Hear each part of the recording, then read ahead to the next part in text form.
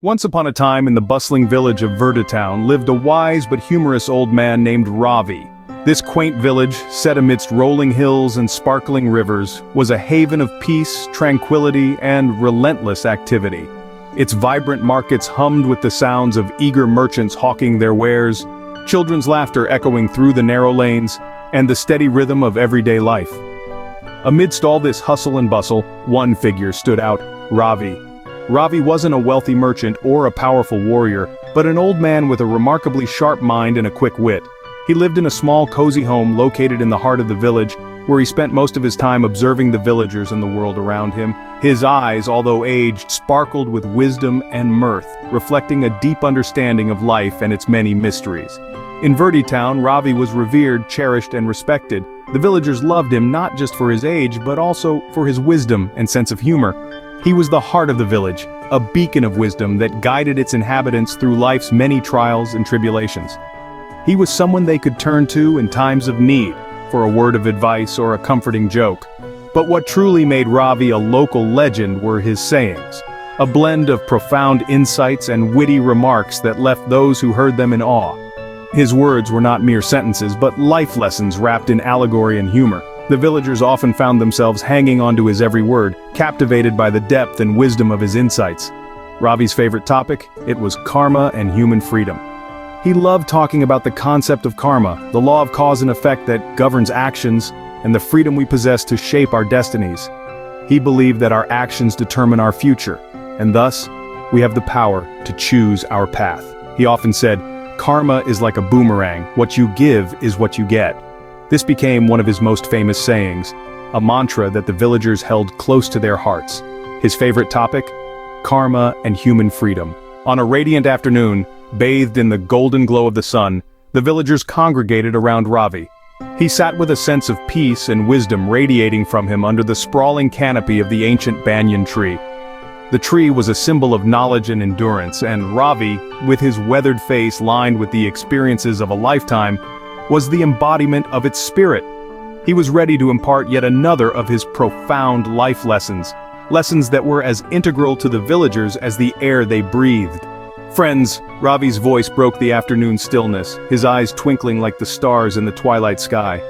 There was an intensity in his gaze, an inner luminosity that reflected a life full of rich experiences.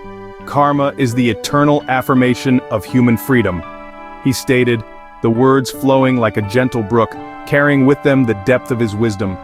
His statement floated in the air, a profound idea that held within it the essence of life and existence. The villagers, simple folks leading a life connected deeply with the earth and its rhythms, leaned in. They were eager, thirsty for his words, his wisdom. They held on to every word, their faces reflecting the seriousness and of their eagerness.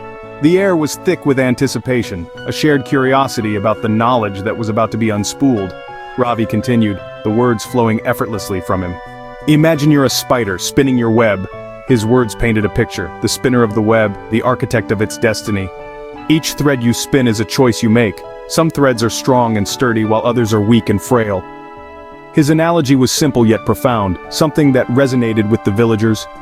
Life's decisions, big and small, were the threads that eventually created a web, a life. And then, as the sun cast long shadows, the wind rustled the leaves of the banyan tree, carrying Ravi's wisdom forward. "Together, they form the web that surrounds you," he concluded, the wisdom of his words evaporating into the afternoon air, leaving behind a trail of profound contemplation.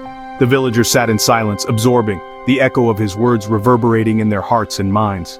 A young boy named Kiran, with a mischievous grin, raised his hand. His eyes glinted with curiosity, a characteristic so uniquely his that it could brighten the gloomiest of days. In this instance, his question wasn't just a question, it was a reflection of his innate need to question the status quo, to push the boundaries of perceptions and beliefs.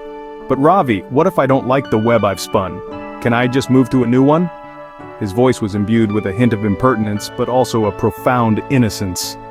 The room fell silent. Every gaze turned towards Ravi, village elder who was known for his wisdom and his captivating stories about life and its many intricacies. Ravi, an old man with a face weathered by time and experiences, chuckled. His laughter was like a warm breeze gently brushing against the fields of golden wheat. "Ah, Kiran, if only life were that simple." His voice was soft, a soothing balm for the restless minds around him. You see, he continued, life is a complex weaving of one's choices and consequences, a web if you like.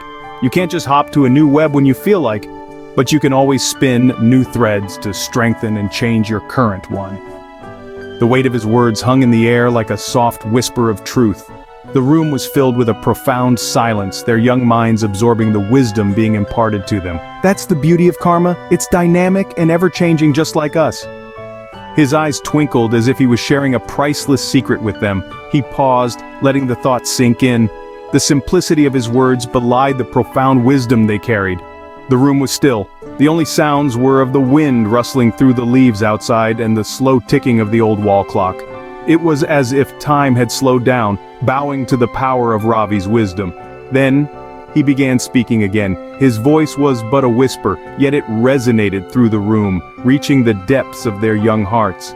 Consider the words of another wise man, Ralph Waldo Emerson, who said, "The only person you are destined to become is the person you decide to be."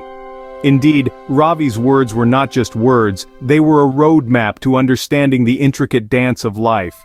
Each thought, word, and deed is a decision, shaping your destiny. For as he concluded his tale, each child understood that they were not just passive observers in the story of life, rather, they were active participants, weaving their own tales of destiny.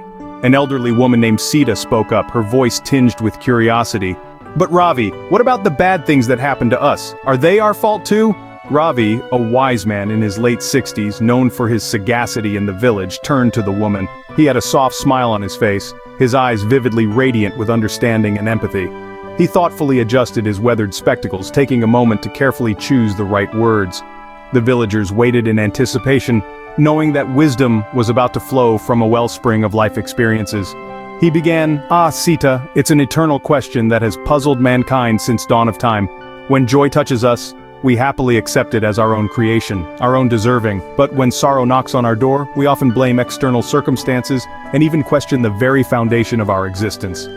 A thoughtful silence fell over the gathering. The villagers were attentively listening, eager to grasp the knowledge being imparted. His voice, profound and soothing, echoed against the tranquil backdrop of the setting sun.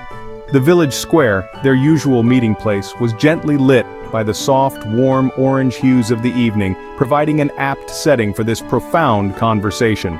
Ravi continued, "Each of us has a unique journey in this vast ocean of existence, Sita. We sail through calm waters and brave the stormy seas. Sometimes we find ourselves in the midst of troubles we didn't cause, those we couldn't have anticipated or avoided. It's part of the human condition, part of our shared experience." He paused, looking around at the villagers, as if ensuring that every word had been absorbed. Yet, let us remember what Viktor Frankl, a wise psychologist, once said. Between stimulus and response, there is a space. In that space lies our power to choose our response. And isn't that the key, Sita? It may not be in our control to prevent the storm, but we can always choose how to navigate through it. This choice, this freedom to respond rather than react, this is where our true growth happens. Ravi concluded, so in our response lies our growth and our freedom, Sita. Not everything that happens to us is our fault, but how we respond, how we rise from the ashes, how we grow amidst adversity, that is entirely up to us. The villagers nodded in agreement, absorbing the wisdom shared. The atmosphere was filled with a newfound understanding, a silent acceptance of life's unpredictable nature, and a collective resolve to face it with resilience and grace. Ravi clapped his hands together, a crisp and clear sound which reverberated through the attentive crowd, signaling a shift in his discourse. A hush fell amidst his audience, anticipation building as Ravi's eyes twinkled with a storyteller's merriment, his voice echoing with the weight of wisdom.